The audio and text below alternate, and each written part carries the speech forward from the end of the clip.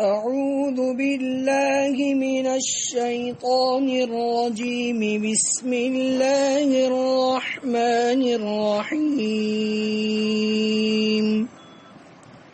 إن للمتقين مفازا حدائق وأعنابا وكواعب أترابا وكأسا دهاقا لا يسمعون فيها لغوا ولا كذابا جزاء من ربك عطاء حسابا. رب السماوات والأرض وما بينهما الرحمن لا يملكون منه خطابا. يوم يقوم الروح والملائكة صفا لا يتكلمون إلا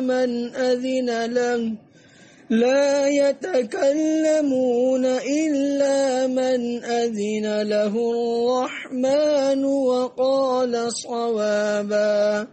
ذلك اليوم الحق فمن شاء اتخذ إلى ربه مآبا. إنا أنذرناكم عذابا قريبا يوم ينظر المرء ما قدمت يداه ويقول الكافر يا ليتني كنت ترابا. صدق الله العظيم.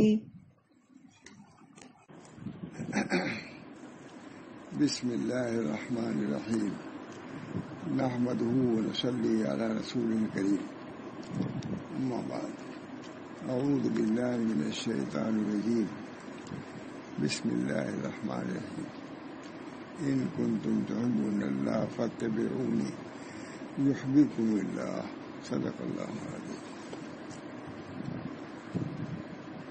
یہ کتاب بنیان المشید ہے، جس میں حضرت سید رفاعی کے ملفوظات، ان کے مواعظ درج ہیں. حضرت معاذ ظفر احمد صاحب نے اس کا ترجمہ کیا ہے. تھانہ بہوان کی خانقاہ میں بھی اس کے پڑھنے کا اہتمام تھا. حضرت معاذ شاہ رسول اللہ صاحب بھی بہت اس کا اہتمام کیا، بلکہ خود سناتے رہتے تھے. کئی دن سے خیال تھا، شاید پہلے نہیں سنا سکا ہوں، میں خیال تھا کہ یہ سناؤں گا، تو وہی سنا رہا ہوں. اللہ تعالیٰ اس کی برکت سے اور باتیں بہت سی حل ہو جائے، وہ انتشار جو ہو گیا ہے اس کو اللہ دور فرما دے. فرما رہے ہیں سعادت کی کنجی اتباع رسول ہے صلی اللہ علیہ وسلم. یہ سرخی کام کیا ہے معذف رحمت صاحب. سعادت کی کنجی اتباع رسول ہے صلی اللہ علیہ وسلم. فرما رہے ہیں میں تم سے کہہ دینا چاہتا ہوں دائمی سعادت. شیخ فرما رہے ہیں میں تم سے کہہ دینا چاہتا ہوں کہ دائمی سعادت کی کنجی رسول اللہ صلی اللہ علیہ وسلم کی پیروی ہے. تمام افعال میں جو آپ نے کیے ہیں، تمام افعال میں جو آپ نے اور جن سے آپ رکے ہیں، یہ بھی اسی طرح آپ کی وضع کا کھانے پینے، اسی طرح آپ کی وضع پیروی کا مطلب اسی طرح آپ کے وضع کا، یعنی جو وضع اختیار کیا ہے اس کی بھی پیروی ضروری ہے. اسی طرح آپ کی وضع کا کھانے پینے، اٹھنے بیٹھنے، سونے بولنے میں بھی اتباع کیا جائے، تاکہ تم کو اتباع کامل نصیب ہو جائے. کھانے پینے میں بھی جو حضور صلی اللہ علیہ وسلم نے طریقہ اختیار کیا ہے اسی طریقے میں برکت ہے. اللہ تعالیٰ ہم کو نصیب فرمائے. ہم کو ایک بزرگ کے متعلق معلوم ہوا ہے، شیخ فرما رہے ہیں، ہم کو ایک بزرگ کے متعلق معلوم ہوا ہے انہوں نے عمر بھر خربوزہ نہیں کھایا. ہم لوگ روز کھا رہے ہیں، الحمدللہ کھا رہے ہیں نا. لیکن کیوں نہیں کھایا اس کی وجہ دیکھ سنیے. انہوں نے عمر بھر خربوزہ نہیں کھایا کیونکہ ان کو کسی حدیث سے یہ معلوم نہ ہوا تھا کہ رسول اللہ صلی اللہ علیہ وسلم نے خربوزہ کس طرح کھایا ہے.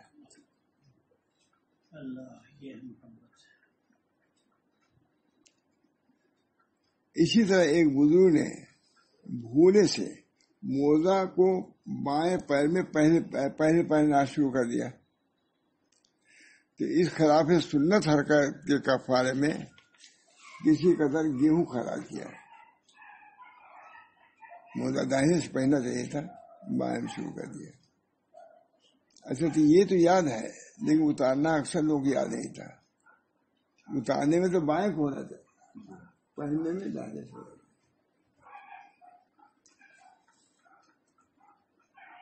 حضور اقدس صلی اللہ علیہ وسلم کی عادت کو معمولی بات سمجھ کر نہ ٹال دو. خبردار یہ مت کہنا کہ یہ باتیں تو حضور صلی اللہ علیہ وسلم کے عادات سے متعلق ہیں، یہ نہ کہنا. عادات سے متعلق ہے، عبادات سے متعلق نہیں ہے. اور یہ کہہ کر ان کو چھوڑ دو، یہ کہہ کر ان کو چھوڑ دو کیونکہ ان کا چھوڑنا سعادت کے دروازوں میں سے بہت بڑے دروازے کو بند کر دے گا. یہ حضور صلی اللہ علیہ وسلم کی یہ عادات سے متعلق ہے، عبادات سے نہیں. کہتے اس طریقے سے تم، کیونکہ ان کا چھوڑنا وہی عادات کہہ کے چھوڑ دینا سعادت کے دروازوں میں سے بہت بڑے دروازے کو بند کر دے گا. باقی عبادات میں تو حضور صلی اللہ علیہ وسلم کا اتباع نہ کرنے کے لیے میرے خیال میں کسی کے پاس کوئی بھی عذر نہیں ہو سکتا، اس میں ہو سکتا ہے. سو اس کے دل میں عذر نہیں ہوتا سوا اس کے دل میں کفر چھپا ہو یا پورا احمق ہو. اللہ ہم کو اور تم کو اس سے بچائے.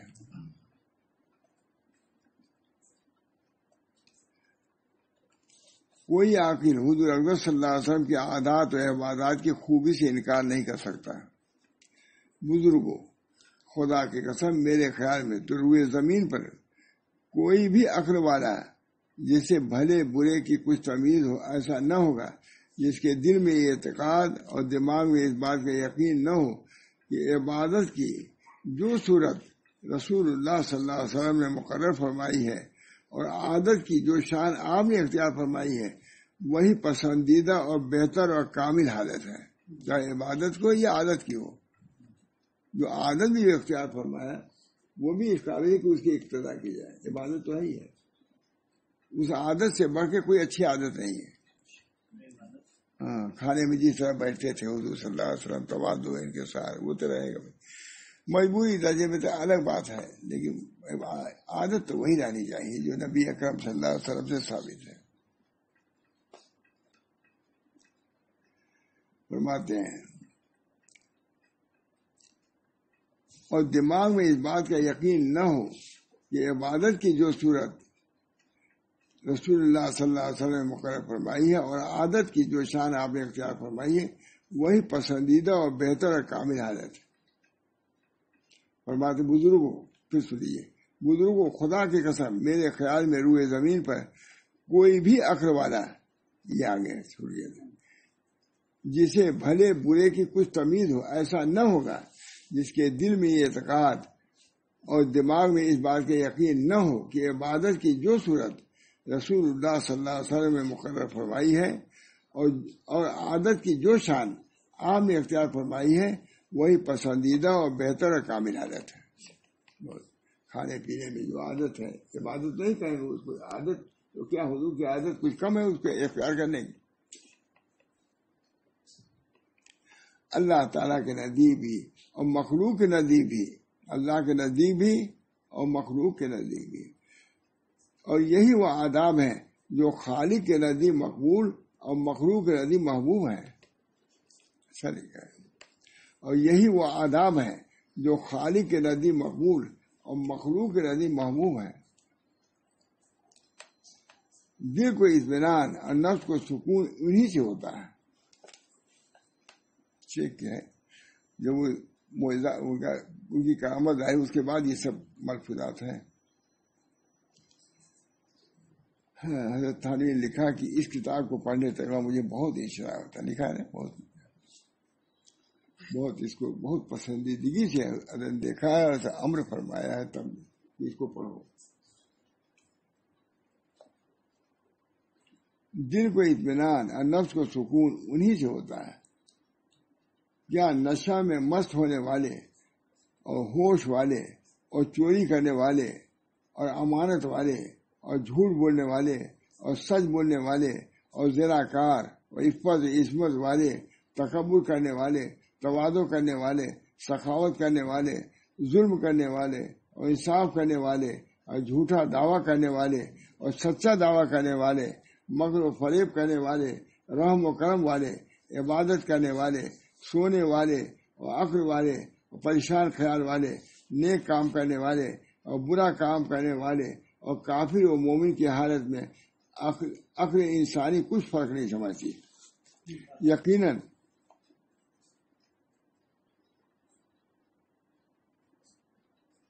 کہتے ہیں کہ حالت میں عقل انسانی کچھ فرق نہیں سمجھتی. یعنی عقل سمجھتی ہے کہ یہ چیزیں میں فرق ہے. یقیناً سمجھتی ہے جس کا انکار نہیں ہو سکتا.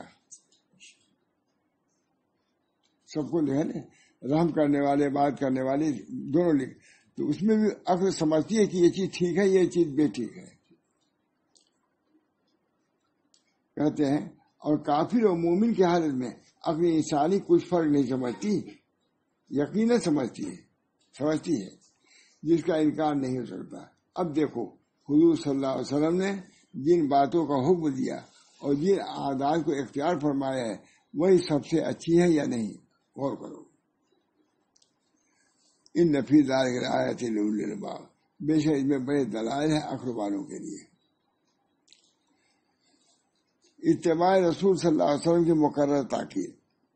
اللہ اس رسول عظیم صلی اللہ علیہ وسلم کی جو ہمارے پاس تمام عالم کے لیے رحمت اور مخلوق پر حجت اور موحدین کے لیے نعمت بن کر تشریف لائے ہیں، پوری مطابقت اور کامل پیروی کرو. نصیحتیں ہیں. خبردار موت کو نہ بھولنا، کیونکہ یہ بھول غفلت سے پیدا ہوتی ہے، اور غفلت اللہ کو کم یاد کرنے سے اور ذکر اللہ کی کمی سے ہوتی ہے. اور قلت ایمان کی جڑ جہل ہے. قلت ایمان کی جڑ جہل ہے اور جہل گمراہی ہے. بعض آسمانی کتابوں میں لکھا ہے کہ حق تعالی شانہ ارشاد فرماتے ہیں، اے ابن آدم تو میری دی ہوئی عافیت کے ذریعے سے میری طاعت پر قادر ہوا. اے ابن آدم تو میری دی ہوئی عافیت کے ذریعے سے میری طاعت پر قادر ہوا اور میری توفیق سے تو نے میرا فرض ادا کیا. بتلا تو نے کیا کمال کیا؟ ہم نے دیا تھا. اس پر عجوبہ اور ریا اس کے سوال ہی نہیں ہے. بہت عمدہ ہے. بعض آسمانی کتاب میں لکھا ہے کہ حق تعالی شانہ ارشاد فرماتے ہیں، اے ابن آدم تو میری دی ہوئی عافیت کے ذریعے سے میری طاعت پر قادر ہوا اور میری توفیق سے تو نے میرا فرض ادا کیا. بتلا تو نے کیا کمال کیا؟ تو اس پر ناز کرتے ہو، کیوں کرتے ہو؟ پھر میرا رزق کھا کر میری نافرمانی میں زور دکھانے لگا. پھر میرا رزق کھا کر میری نافرمانی میں زور دکھانے لگا. سوچ کہ شرم حیا بھی کوئی چیز ہے. میری مشیت ہی سے تو جو کچھ چاہے اپنے نفس کے لیے چاہ سکتا ہے. میری مشیت ہی سے تو جو کچھ چاہے اپنے نفس کے لیے چاہ سکتا ہے. اگر میری مشیت امداد نہ کرے تو کچھ بھی تو نہیں چاہ سکتا. اب سمجھ کہ تو میری مشیت سے میری نافرمانی ہی میں مدد لینا چاہتا ہے، یہ کتنی بڑی بے حیائی ہے۔ اب سمجھ کہ میری مشیت سے میری نافرمانی ہی میں مدد لینا چاہتا ہے، یہ کتنی بڑی بے حیائی ہے۔ تو میری نعمت ہی سے کھڑا ہوتا ہے، بیٹھتا اور لیٹتا ہے، میری دامن میں صبح کرتا ہے اور شام کرتا ہے، میری فضل سے جیتا اور سر سے پیر تک میری نعمت میں غرق ہو کر چلتا پھرتا ہے، اور میری دی ہوئی صحت وہ عافیت ہی کی وجہ سے تو خوبصورت بنا ہوا ہے، اس پر بھی تیری حالت یہ ہے کہ مجھے بھولتا ہے۔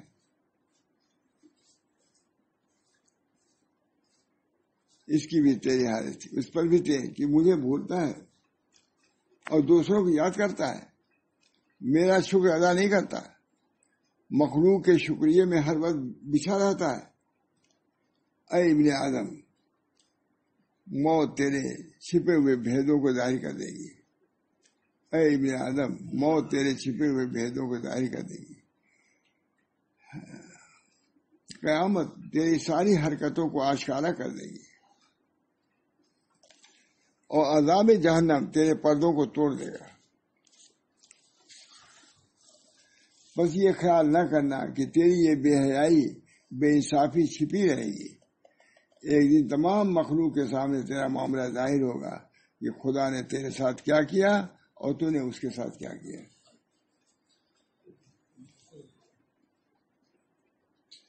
ہوش سے کام لے، بے ہوش نہ بن۔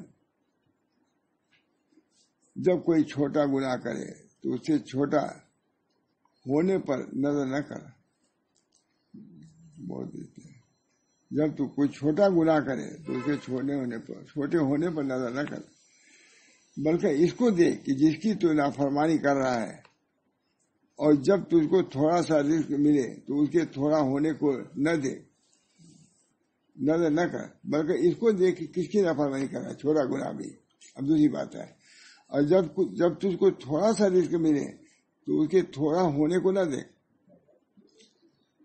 بلکہ اس کو دیکھ کہ جس نے تجھ کو رزق دیا، تھوڑا ہی دیا ہے لیکن کس نے دیا؟ اللہ نے دیا۔ چھوٹے گناہ کو حقیر نہ سمجھ، کیونکہ تجھے خبر نہیں کہ کس گناہ سے تو میرا نافرمان بن جائے گا۔ ممکن ہے کہ کسی وقت دریا رحمت جوش میں ہو تو تیرے بڑے سے بڑے گناہ پر بھی مواخذہ نہ ہو، اور کسی وقت عدل انصاف کی ہوا چل رہی ہو تو تیرے چھوٹے گناہ پر بھی گرفت ہو جائے۔ عمدہ بات ہے۔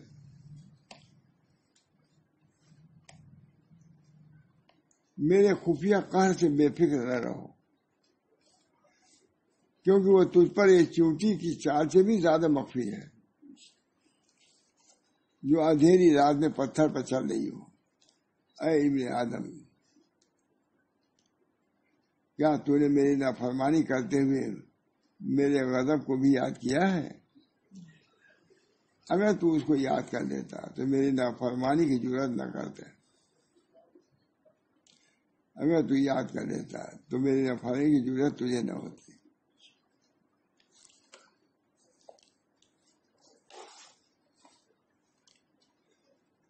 بزرگوں، غیب سے جو کچھ آئے اور آسمان سے جو حادثہ بھی نازل ہو، اس کو خوشی اور فراغ دلی سے لو۔ اللہ تعالیٰ سے ہر حال میں خوش رہو، اور تم سے جہاں تک ہو سکے مخلوق خدا کی حاجتیں پوری کرنے میں لگے رہو، اور تم سے جہاں تک ہو سکے مخلوق خدا کی حاجتیں پوری کرنے میں لگے رہو، کیونکہ جو شخص دنیا میں اپنے بھائی مسلمان کی ایک حاجت پوری کرے گا، اللہ تعالیٰ آخرت میں اس کی 70 حاجتیں پوری فرمائیں گے۔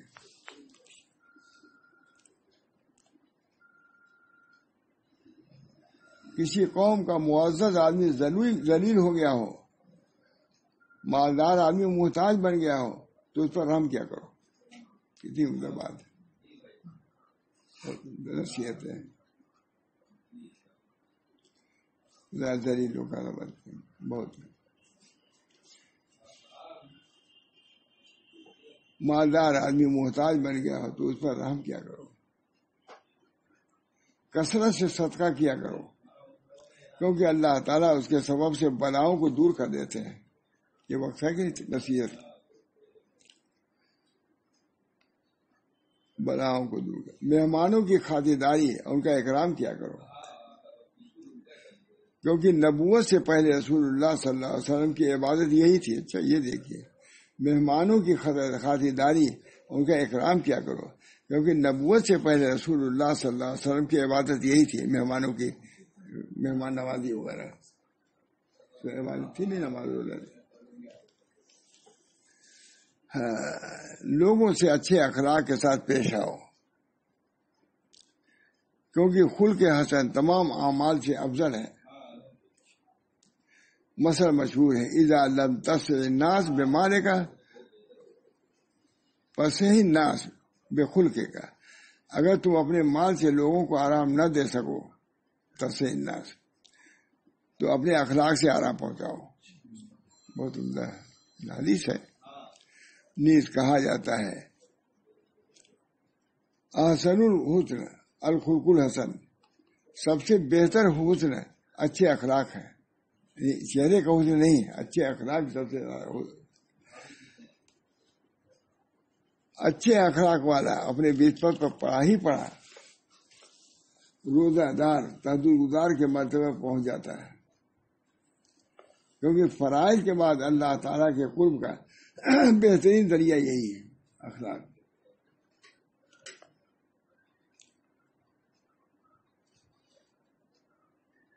جب لوگوں سے ملنے کے بعد تیرا دل گھٹا ہوا رہے یا گھٹا ہوا رہے تو عبادت سے تجھ کو کیا نفع؟ بات کرو، وسط پیدا کرو، کیونکہ تم اپنے کو دوسرے سے افضل سمجھتے ہو۔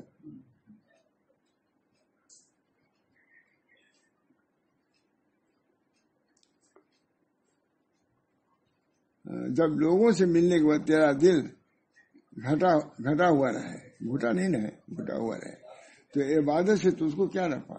یعنی اسے تم کبیدگی تم کو انقباض ہو، یہ مل رہے ہو لیکن انقباض ہے۔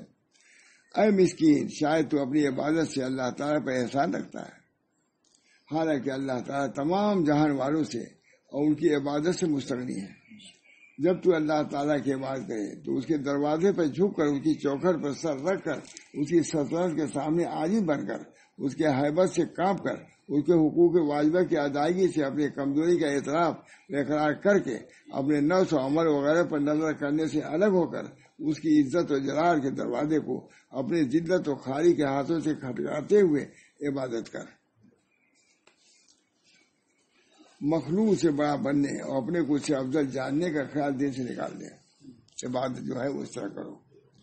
اس وقت تیرے لیے مقبولیت کی امید کی، اس وقت تیرے لیے قبولیت کی امید کی جاتی ہے، اگر یہ نہیں تو عبادت کے قبول ہونے کی امید نہیں ہو سکتی۔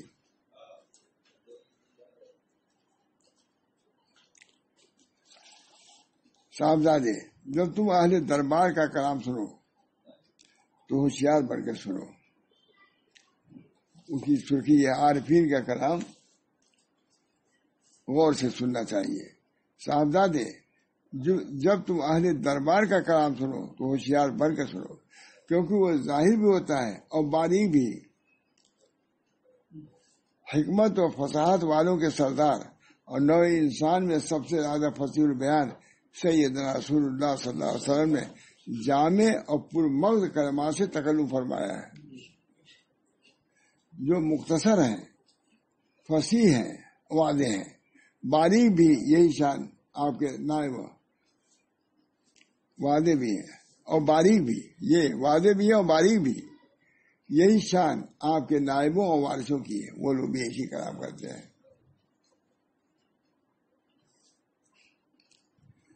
عزیز من، مجھ سے ناراض نہ ہونا، میں ایک بات اور کہنا چاہتا ہوں، سن لو، معلوم کیا کہیں گے بھائی۔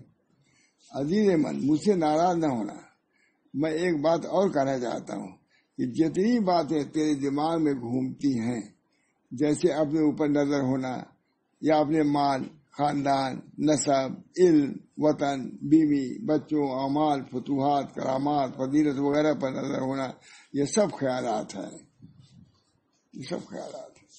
اگر تو نے اس کا استقبال عاجزی اور ذلت اور مسکنت اور اللہ کے شکر و حمد کے ساتھ کیا تو یہ تیرے حق میں کامیابی اور فتح کا سبب بن جائیں گے۔ نظر ہو لیکن نسب، وطن، یہ سب خیالات ہیں بس۔ اگر تو نے ان کا استقبال عاجزی اور ذلت اور مسکنت اور اللہ کے شکر و حمد کے ساتھ کیا تو یہ تیرے حق میں کامیابی اور فتح کا سبب بن جائیں گے۔ اگر ان کا استقبال تکبر، بڑائی، غفلت کے ساتھ کیا تو یہ قباحت، وسوسہ، مخمصہ اور اللہ سے جدائی کے سبب بن جائیں گے۔ بس اپنے آپ کو سنبھالو اور اپنے حالت کی اصلاح کر، اور ان خیالات کے آنے کے ساتھ اپنی عاجزی اور ذلت اور مسکنت کو پیش نظر کر کے اللہ تعالیٰ کے حمد و شکر بجا لا۔ تکبر اور بڑائی کو ہرگز دل میں جگہ نہ دے، ورنہ اللہ تعالیٰ سے الگ ہو جاؤ گے۔ اللہ کو پسند تکبر دے۔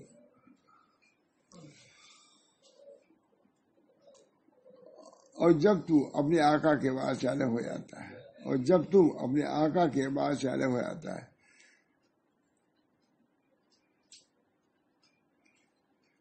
اور جب تو اپنے آقا کے بعد سے الگ ہو جاتا ہے تو جس زمین پر تم نے اللہ کی عبادت کی تھی وہ بھی تجھ پر ہوتی ہے۔ کیا عبادت بھی کی اور تکبر، وہ بھی تجھ پر ہوتی ہے۔ اور تیری محبت میں آنسو افسوس کرتے ہوئے گویا زبان ہاتھ سے یوں کہتی ہے، میرا گمان یہ تھا کہ پہاڑ ٹل جائیں گے مگر تیری دوستی کو زوال نہ ہوگا۔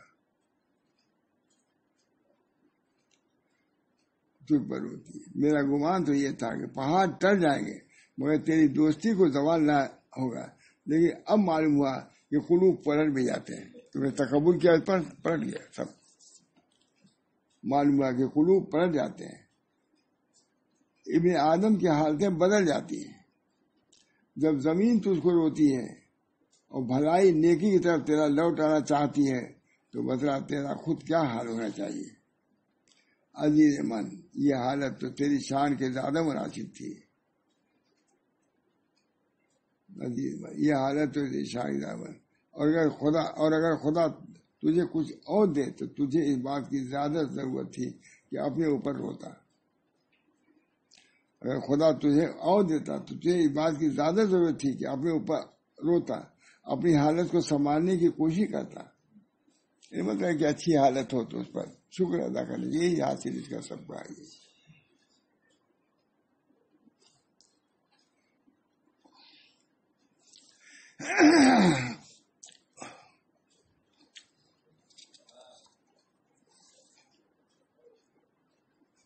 یہ ہمیں لکھا سمجھ میں نہیں آتا کچھ کیا لکھا ہے۔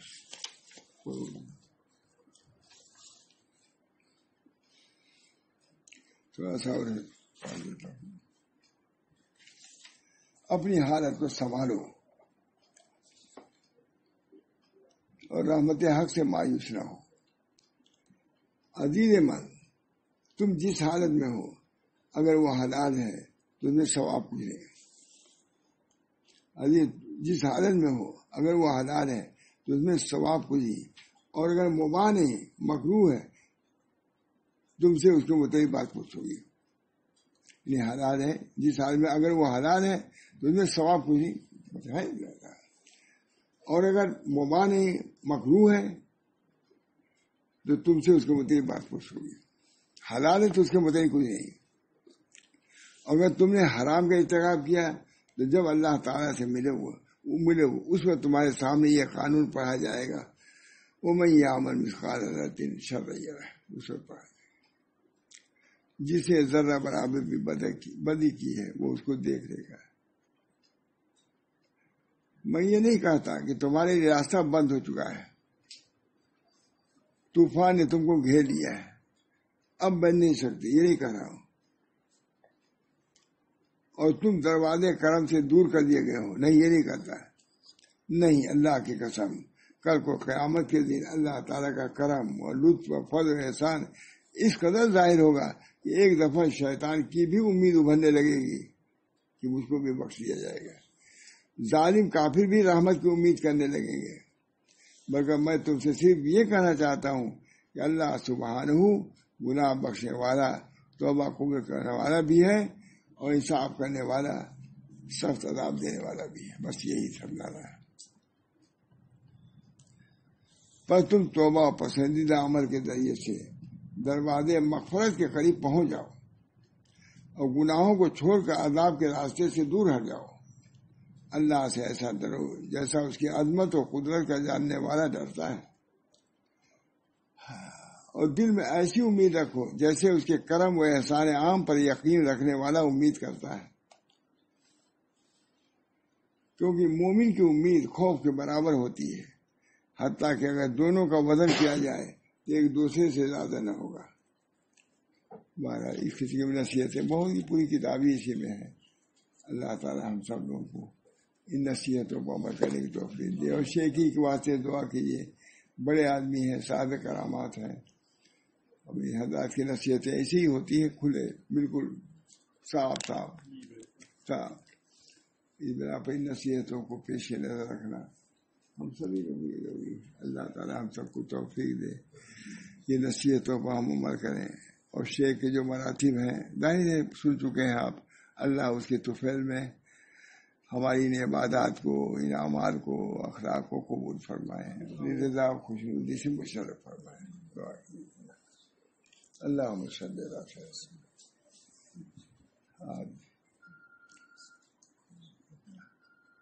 رات بہرحال متبرک ہے، چاہے عید کی رات ہو یا رمضان کی رات ہو.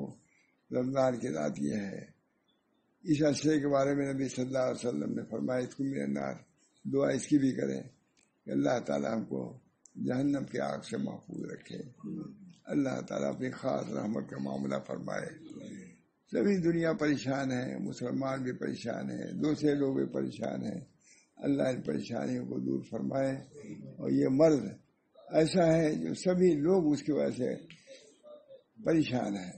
اللہ تعالیٰ ان امراض سے جو وبائی مرض ہے اس سے ہم کو نجات دے، کلیت نجات فرمائے.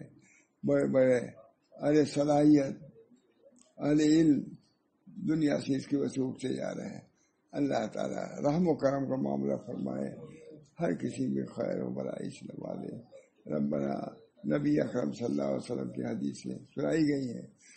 آپ کے طفیل میں اللہ تعالیٰ ہماری تمام دعاؤں کو قبول فرما.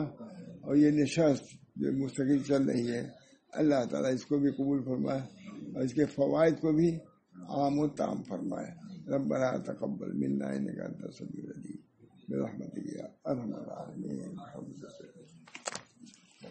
اللهم اسأل خیر هذا الشهر فتحه نصره نوره برکته ودا. اللہ تعالیٰ اس مہینے کے برکات سے ہم سب لوگوں کو محروم نہ فرمائے. برکات سے بہت کوتاہیاں بھی ہوئی ہیں، ہوتی ہی رہتی کوتاہیاں. اللہ تعالیٰ ان کوتاہیوں سے درگزر فرما کر کے جو کچھ پڑھا ہے، جو کچھ کیا ہے، جو کچھ کیا اللہ اس کو قبول فرمائے اور اس کو اضعاف و مضاعفہ کر دے اور اپنی رحمت خاص سے اس کو قبول فرمائے. اور ہم سب لوگوں کو جہنم سے نجات دے کر کے جنت نصیب فرمائے. کیونکہ سب سے بڑی نعمت یہی ہے جیسا کہ اللہ نے خود فرمایا وَمَنْ زُحْزِحَ عَنِ النَّارِ وَأُدْخِلَ الْجَنَّةَ فَقَدْ فَازَ. جو جہنم سے نجات دے دیا گیا اور جنت میں داخل کر دیا وہ کامیاب ہو گیا. سب سے بڑی کامیابی مجھے یہی ہے کہ اللہ تعالیٰ یہ فیصلہ کر دے کہ ان کو جنت میں داخلہ دینا ہے، یہ فیصلہ کر دے اور جہنم سے نجات دینا ہے. اللہ تعالیٰ ہم سب لوگوں کو ان دعاؤں کو ہمارے حق میں، تمام بال بچوں کے حق میں، اپنے اعزاء متعلقین منتسبین کے حق میں اللہ قبول فرما. مگر تمام مسلمین و مسلمات کے لیے اللہ تعالیٰ دروازہ مغفرت کا کھول دے اور جنت کا دروازہ کھول دے اور جہنم سے نجات کو لیے عطا فرما. ربنا تقبل منا انک انت السمیع العلیم برحمتک یا ارحم الراحمین. محمد سید نبی کریم صلی اللہ تعالی علیہ وسلم. چلیے اچھا